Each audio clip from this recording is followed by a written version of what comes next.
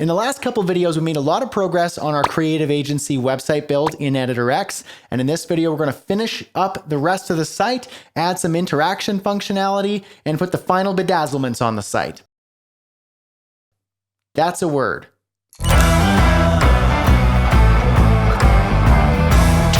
Hi, my bedazzled friends. Welcome to Creative X. My name is Brad Hussey, and I'm a web designer. This is the final video in our short series where we built a creative agency website using only Editor X. And so in this final video, we're going to build out the rest of the site. There's only a couple sections left, but there's a section that we actually need to create some custom functionality, and it's going to be a carousel slider. All right, opening up our Figma design file, checking out the desktop design. This is what we're going to focus on right here. So let's take a quick little look and create a little plan. So we've got a section, it looks like it's pretty straightforward. We got a big red container, lots of padding on the left, top and bottom a little less, and then even less on the right. We've got 3 items here, a background, number that's kind of in a cool position there, giving a little bit of visual interest, hierarchy. We've got what looks to be a level 2 heading spanning across it. Okay. And then in our tablet view, it's just a little bit smaller, padding's a little smaller, and then our level 2 heading is more over into the white space, and then it stacks in our mobile view as expected. All right, let's tackle that right now in Editor X. Here we are in our Editor X site. I'm gonna scroll down below our section we already designed, click the plus icon to add a new section. It's just gonna be blank, and we're gonna add some elements. Under our quick add, I'm just gonna pull in a title. I know that that's a level 2 heading, so I'm going to make sure to choose that. And then I'm going to add paragraph and another paragraph. And that will be the number. I'm just going to say like 01. I'm going to make that paragraph. And I know it's Commissioner Black and it's like 80 pixels. Okay, and we'll work with all of the layout in a moment. There's one more element. We have the heading and the paragraph here. So let's add another title here, and that's going to be a level 3 heading. All right, so now we've got all of our raw materials in place. So now I'm going to select all 3 of these elements and I'm going to stack them. Now I can start playing with the positioning of them all. So let's just make sure that the title spans the full width of the stack, and also this element here. Let's make sure that these have the proper spacing between them. Item spacing, we're gonna go like 20 pixels. And then this specific item, I actually don't want any margin below it. I want something like negative 100 pixels on the left. And then I'm gonna take this element and I'm gonna bring it up about negative 60 pixels, which is gonna actually bring, it's gonna look like it brings the number down. It's actually bringing the title up. A little bit lower, so we're going to do negative 50 pixels. Now to make this look a little bit better, this text here, we're going to make sure that that color is the proper color. What I'm going to do now is create 2 more of these, then we're going to put it in a container. So let's bring this stack up. All right, now that I've got this stack done, I'm actually going to put this within a container. So I'm going to place that in a container, and I'm going to take this container and I'm going to make sure there's no margins on the top and no margins on the right. We're gonna make sure the width is about 65%, give it a background color of that red, and then we're actually gonna give it some padding.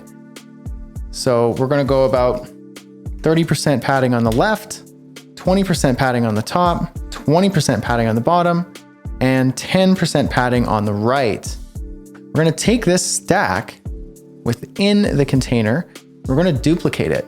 So now we got 2 stacks, and I'm just gonna move that down. And to make sure that it's properly working within this container, I want to make sure the docking of this stack is docked to the top, and that should fix the padding issue. I'm going to give this just a little bit more space, and we'll more precisely space it in a moment. And I'm going to duplicate one more here. I'm going to take this stack and I'm going to duplicate. Just going to drag that down and make sure that it is docked to the top, fix the margins. A little bit more space. Now I'm going to take these 3 stacks and I'm going to place them in a stack. Okay, now that I've got these 3 in a stack, I can actually adjust the item spacing between each of them to be really specific and consistent. I'm gonna make it 60 pixels. Now I'm going to update the text that's in each of those and the font colors. Okay, so now that the text is updated within each of these elements, we need to position this thing so that it goes up into the previous section. So that's easy enough. I'm going to select this container, open up the inspector here, and then you can actually adjust its margins. I'm just going to do margin top. It's probably about 200 pixels. So negative 200 pixels. That brings the whole thing up just like that. And then I'm going to take this title, update the text, and make sure its position is where I want it. I'm probably going to adjust its positioning 10% left margin. And I like its vertical position there. That works for me, but we want to make sure that it is in front of this container. And you can do that in the layers panel here. Just make sure that this level 2 heading is at the top of the container. Now I'm going to make the tablet version of it. We just need to adjust the size and the spacing. Pretty straightforward. Let's go ahead and do that now. And maybe 5% on the left. Adjust the size of this container, that padding. And these numbers, we need to make sure that they are now in line with the title. And then mobile view, believe it's just going to stack. Should be easy enough. Just going to adjust the size and the positioning of everything here. So the width of this is going to be 100%. And now we're actually going to give it some more padding on the top, maybe 30%. We're going to take our level 2 heading, adjust its size. We're going to position that properly. Give it some margin, maybe 5%. Let's make its width actually about 90%. Make sure it's centered. The text will now be white. We need some more margin in this container, some more padding rather, 200 pixels. I'm going to adjust this, move it from the top about 60 pixels, maybe a little bit more. And now let's adjust the size of these. So spacing between here, let's make it smaller. And then we'll make this font size smaller. Then it looks like these numbers actually move a little bit. So let's move these back now. I'm going to select that number, negative 20 pixels, and see where that gets us. Perhaps I'll make that negative 25 pixels. That works, and I'll do that for each. And we need just a little bit more padding and space between these. So let's take this container and we're going to give it a little bit more space on the top, 250. And that gives us a little more space between the title and the content. So now let's preview this. Looks good. We've got our tablet view. All right. And we've got our mobile view. Incredible. All right. That was pretty easy. Moving on. All right. Now that we've built our body section and finished that up, it's time to move on to the carousel. So let's dig into that. First, we're going to start building the structure of it, and then we'll see if Editor X can handle our custom functionality. Let's go. All right, up next, we're building this carousel, this custom carousel. Looks like we have our title with a background container, 2 navigation icons here, the wave, the white wave, and then the image here with a description, like a title and description of the image itself. And the idea is when we click either of these icons, we should be able to scroll through our images. And these are the other slides that we will see. So we've got a change in title, a different image and text, and then change in title, different image and text. All right, let's see how we might go about doing this in Editor X. Now, after our approach section, I'm going to add a new section here. It's going to be blank. And then hit the plus icon and add a new container. That's where we're going to add the title for our slides. So I'm going to add a new title, drag that and attach it to the container, make it a level 2 heading. And now we're going to design this up. So I've selected this container. I'm going to make the width 55%. And then I'm going to dock it to the left. Make sure there's no margin at all on either side. The padding is going to be 15% all around. And I'm going to grab that text, make the width 100%, make sure there's no margins. Then I'm going to go ahead and make that background color, kind of that dark gray blue. Make the text white. Add a new element. We're going to go to our assets and grab that nav arrow that we created. I'm going to remove the background so that it looks more like the design. Drag it over to be underneath the title. I'm going to duplicate that, rotate it 180 degrees so that we have two. All right, I'm going to select that first nav arrow and I'm going to dock it to the top, uncheck the bottom, and make the margin on the top about 100 pixels, no margin on the bottom, maybe 150 pixels. Seems like that title is coming with me, so I'm going to select that title and dock it to the top, remove the margin. That's better. Now the nav button can be about 120 pixels. I'm going to do the same for the second one, dock it to the top, 120 pixels. For that second nav arrow, I'm going to give it a left margin of about 13.5% just to space it away from the first arrow. Select both, place them in a container. And now that I've added those to a container, the margins are gone. So I'm going to actually dock the whole container to the top, give that 120 pixels of top margin. That looks much better. Just having a little look-see at the design here, and it seems like the width of this container is not as wide as I made it, so I'm going to change that to about 505%. No, just kidding, 50%. Okay, that looks better. And just going to readjust these buttons a little bit just to fine-tune them. You could do whatever you want with this stuff, but I'm just going to play with mine a bit. Maybe 120 pixels, that's too much. Maybe 70 pixels, that looks splendid. All right, looking at the design, we've got a squiggly line. We're going to add a new asset. Actually, it's under the media tab. We're going to open our media up, grab that white squiggly line, add it to the page. I'm going to reposition this and resize it, put it where I want. That looks pretty good to me. Yep, I like that. Now, you're not going to be able to see the other side of the squiggly line because it's on a white background, but once we add the image, it'll look perfect. All right, so let's make a quick game plan before we start adding stuff here. In the design, we've got the image here, but then we have two other images that it's going to slide through with some text. And when you click on this button, either of these is supposed to scroll through them either way. Now, how are we going to do that in Editor X?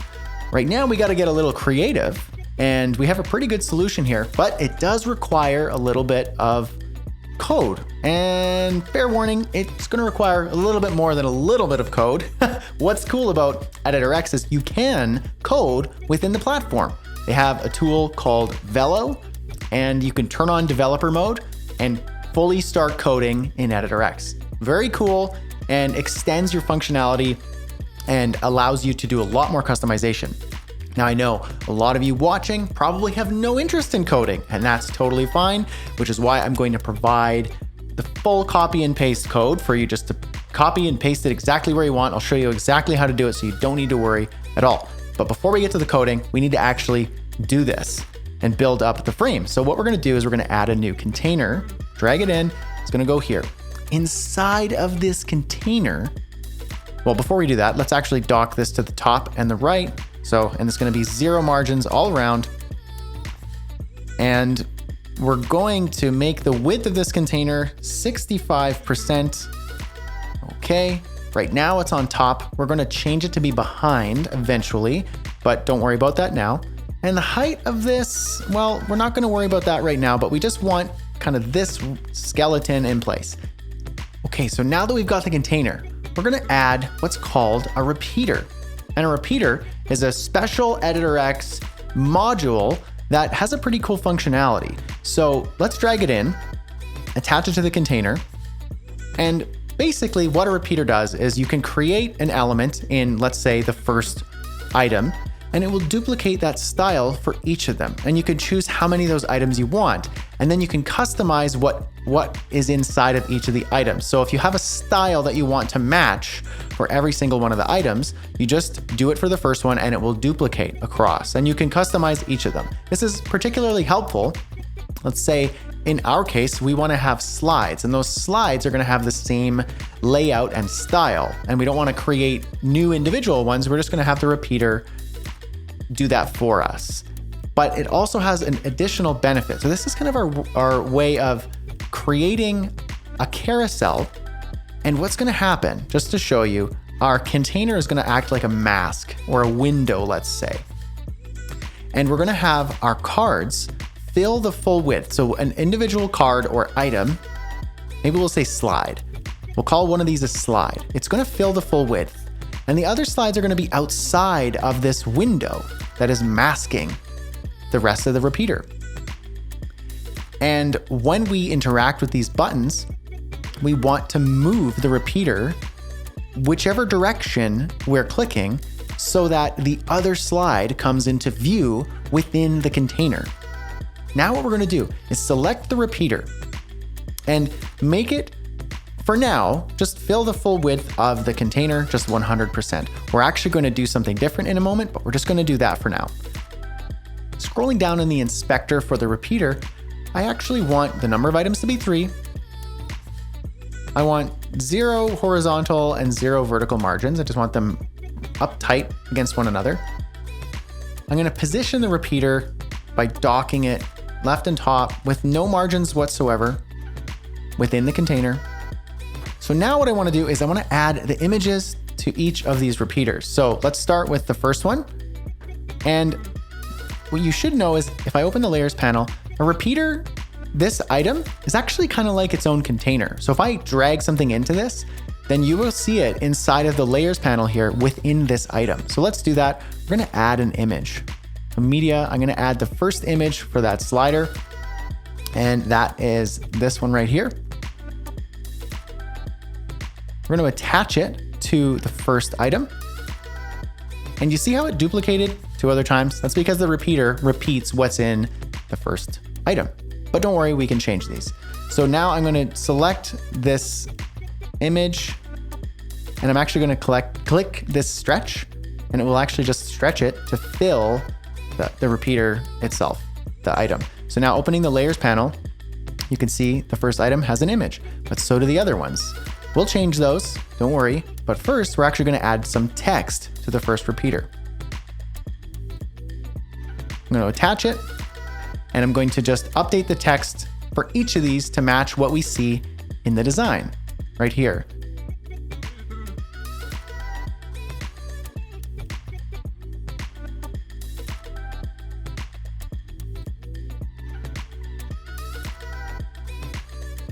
Okay, now that I got the text for each of those done, I'm going to change the images by clicking on the second image. I'm going to get in there, change the image to the proper slide 2, and then do the same for the third one. So now I'm going to select the repeater, make sure the repeater itself is selected, and I want to make the width. The percentage should be basically however many items there are times 100 so that we have the percentage. So for example, there's 3 images. So I only want 1 image to show within this container. So the width is actually going to be 300%. So now you can see we only have 1 image being displayed. The rest of them are over here and over here. Obviously, that doesn't look very good. So what I'm going to do is select the container that holds the repeater and overflow content, hide. So now you only see 1 image. The other 2 are hiding on past this mask that we've effectively just created. So now I'm going to select a repeater item, so the first one, and I'm actually going to make the minimum height something like 650 pixels. Maybe I'll do 600 pixels. Okay, and now the rest of them are going to follow suit because they're repeaters and they are going to repeat what the first element is doing in terms of its design. So now this is looking a little bit more appropriate. What I'm going to do now is take this and move it behind this container here. So this repeater container is right here. I'm actually going to drag it in under that container. So now it's actually hidden behind it. And now you can see the squiggly wave. So now before we start building the functionality, let's take care of the tablet and mobile view. So there's a few changes we need to make here. We're going to adjust this font size to be a bit smaller and make it full width. Perfect. The squiggly line's a little too big for me. I'm going to make that smaller. reposition that, looking nice. And this nav arrow is kind of weird because it's a percentage. We're gonna change that to be the proper width, which is 57 pixels in this case, and make sure the positioning of it all is just so. Okay, and now we're gonna move to mobile view and look at the design. You can see that it actually just stacks. So we're gonna take care of that. We're gonna make this container full width. We're gonna reposition a few things, hide this vector art, move that container up a little bit, and make sure that everything's looking good there. Gonna drag that down. We'll reposition that more specifically later on. Grab that image. I'm gonna make the height of the container item. Actually, we're gonna grab an item and make it 300 pixels, roughly, maybe 280. Gonna make sure that the width of the repeater itself, actually the container, we need to make the container's width 100%. Gonna reposition this dark blue container. Gonna make the minimum height of the section itself nothing, which is gonna break the layout a bit, but that's okay. What I'm gonna do now is actually grab this second container and dock it to the top and make sure that its margin at the top is enough to give the space for that image, which is about 280 pixels. Looks good. Make that font size a little bit smaller. I'm happy with that. Mobile view, tablet view, desktop view. All right, it's time for developer mode. Don't worry, you don't have to go too hardcore with the developer stuff. We're gonna put some copy and paste code down below. Let's code up that custom carousel now. Okay, so now it's time to build the functionality for our carousel slider. Now, fair warning, this is gonna require a little bit of code, but don't worry, we're not gonna dig deep into it and go through every single line. I'm gonna make it as easy as possible for you so you can kind of just copy and paste. You'll have to tweak a few things, and you're always more than welcome to dig into the code yourself. And I will save digging into the code and maybe showing the specifics in an upcoming video. But what we're gonna do is turn on dev mode. And so this is Editor X's feature where you can actually do some really cool stuff. So it's called Velo dev mode, and you can build professional web apps, add your own custom code, connect Wix business or external APIs, use internal and external dev tools, zero setup with serverless Node.js. So let's turn on dev mode. It's gonna change a few things on the UI. You get a little code editor down here, and there's a few other things in the tabs here. The other thing you wanna notice is if you go to your layers panel, all of your layers are now IDs, which is more useful when you're developing. So you can turn the display IDs off and just show the nice pretty name of your containers, but it's more useful in dev mode to show that because we actually need to change a couple things. So the first thing we're gonna do is I'm just gonna hide my code editor right now, and I'm gonna select this left button and see how it's called button 7. I'm actually gonna change that to left, and then in camel case, slider, BTN. So it looks like this, left, all lowercase, slider, capital S, BTN, capital B. Okay, and I'm gonna do the same thing for the other one, and that one would be right, slider, BTN. Now those IDs are specific, which is what we're gonna select when we add our code. And then the other thing I wanna do is select this text, and I wanna change the ID to slide title, because we're gonna need to change that as well.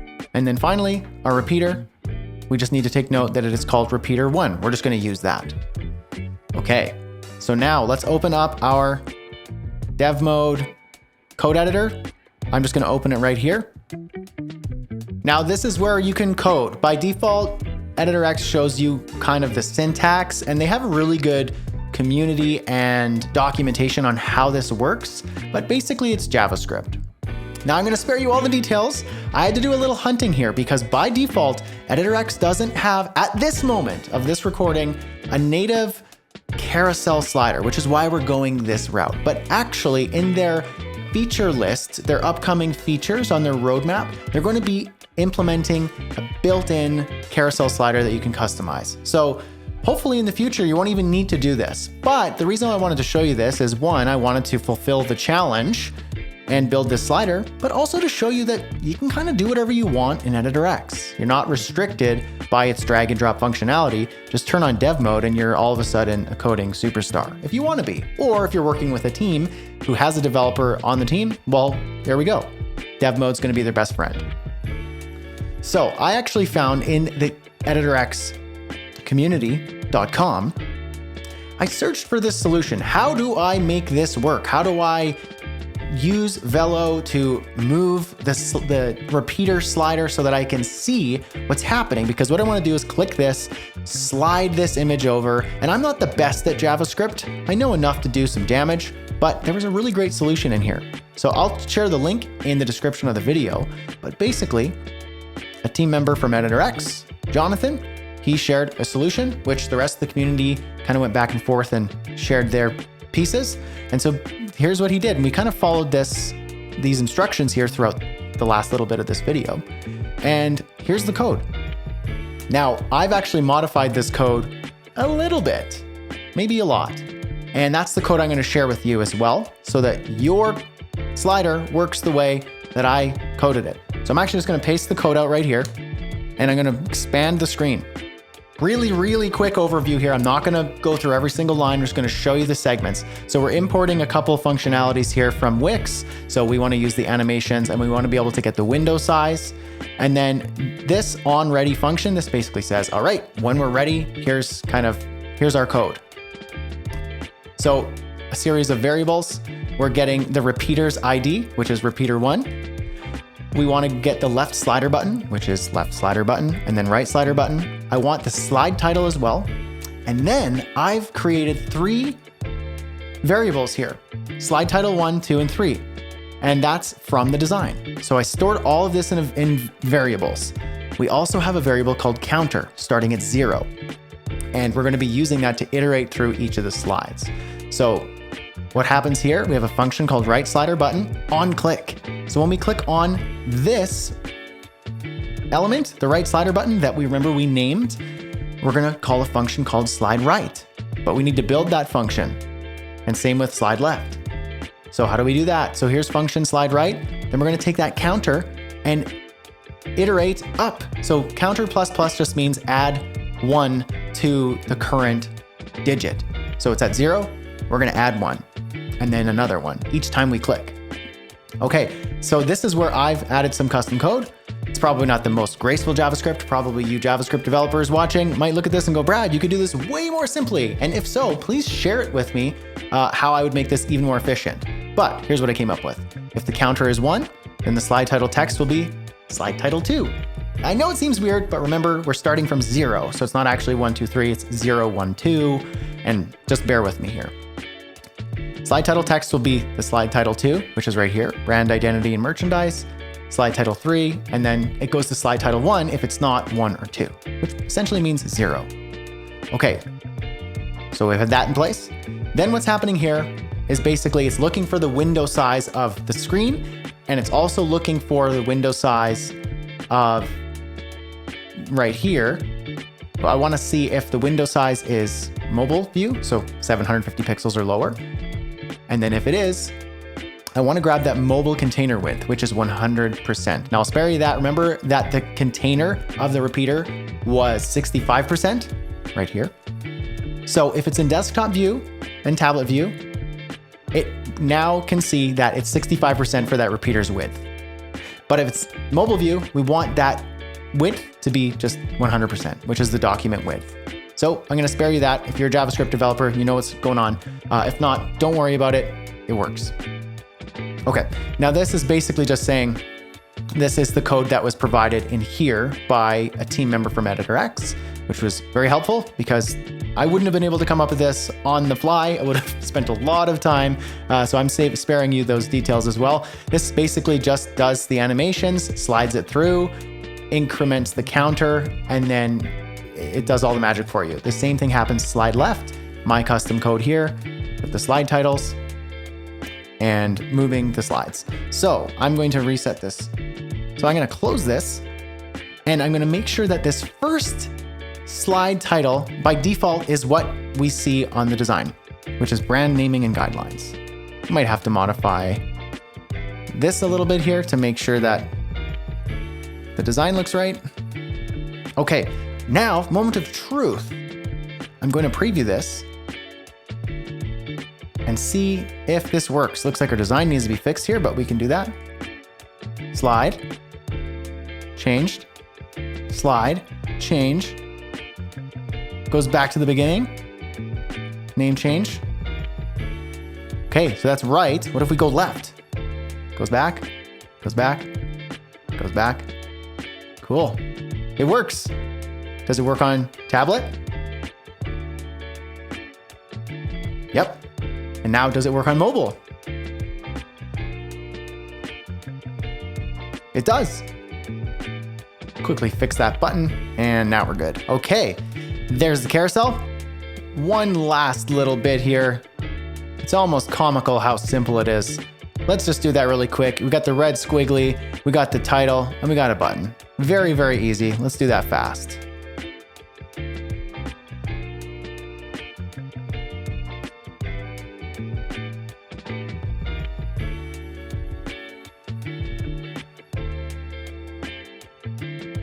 All right, let's check it out on tablet view. Match the design. Looks like this is hidden, so we're gonna hide that on tablet view.